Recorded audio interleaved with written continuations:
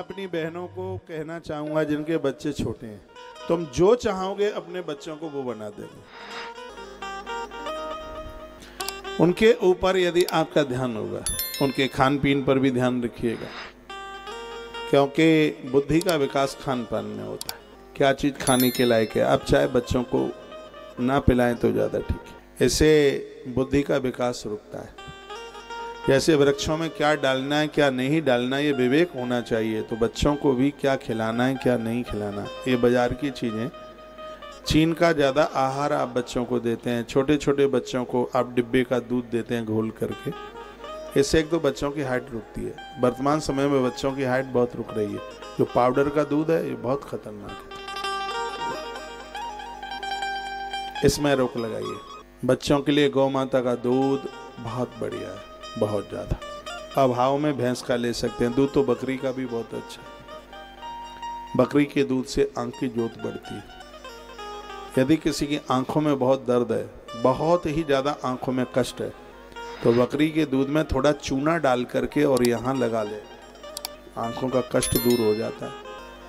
Plate कम हो जाए पेट में, अंतस में प्लेट कम हो जाए उसको, तो ऐसा बकरी का दूध है जिसको लेने से प्लेट बढ़ जाती है। पपीते के पत्तों का रस प्लेट्स बढ़ाने के लिए बहुत ऊपर है, उसी में से एक बकरी का दूध है। एक बार वो उतना समय हो गया है, ऐसी बीमारी फैली हुई थी इसमें प्लेट इतनी कम हो रही थी, बकरी का दूध 1500 रुपया केजी हो गया था। मैं बकरी के दूध का विस्तार नहीं कर रहा हूँ, लेकिन उसको मैं एक औषधि है गुड़ के अनुसार ये बात मैं बोल रहा हूँ। औषधि गुड़ है उसके पास, तो वो चरती है। बेरिया सबसे ज़्यादा वही खाती है। जो गैया मैया चरने को जाती है उसका मूत्र, गौमूत्र बड़ा प्रभावी होता है गौ माता का, बहुत ज़्यादा। आप बच्चों को ये गौमूत्र आप एक 25 ग्राम पर डे लेते रहें, प्रत्येक दिन लेते रहें, तो बीमारी तो रहेगी ही का। तो उनके खान पान का ध्यान रखिएगा, ये जिम्मेवारी आपकी है। माँ जितना ध्यान रखेगी बच्चे बन जाएंगे। हमारे लिए हमारी माँ ने क्या क्या किया वो हमें आज तक याद है।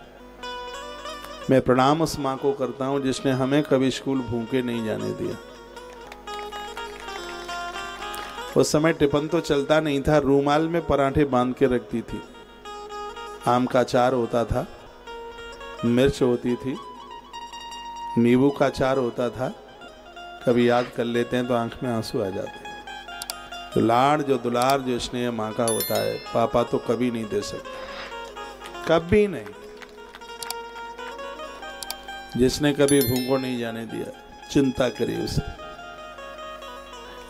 अगल बगल में कोई गीत गपते थे, 4 बजे स्कूल की छुट्टी होती थी, बोलते हमारे बच्चे आने वाले हैं, अब मैं नहीं रुकूंगी, पूरा दिन हो गया, उन्हें भूख लगी होगी, छोटे बच्चे हैं, बोलते थे। माँ की देख रेख में बच्चे बहुत कुछ बन जाते हैं। इसलिए तो कहा गया है, सारे तीर्थ कर लो, सब कुछ कर लो, एक ऐसी माँ है जिसके ऋण से औलाद कभी उऋण नहीं हो सकती।